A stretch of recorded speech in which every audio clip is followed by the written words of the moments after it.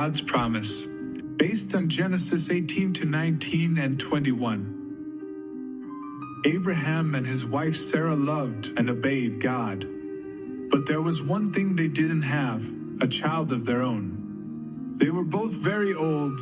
Abraham was nearly 100, and Sarah was almost 90. Still, they believed in God's promises.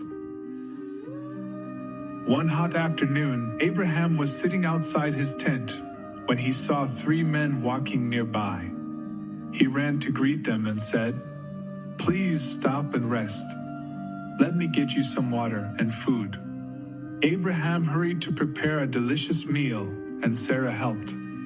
These were no ordinary visitors. One of them was the Lord himself, and the other 2 were angels. As they ate under the tree, the Lord said something amazing. "1 year from now, Sarah will have a baby boy." Sarah was listening from the tent, and she laughed quietly to herself. "How could I have a baby now? I'm way too old," she thought. But the Lord knew and asked, "Why did Sarah laugh?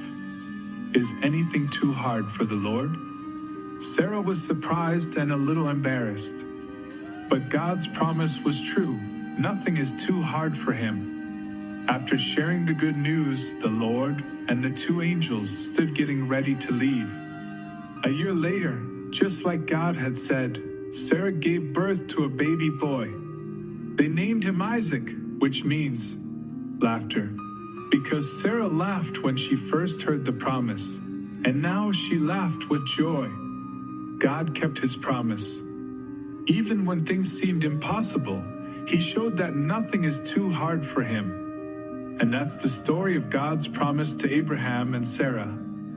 He listens to our prayers, and he always keeps his promises.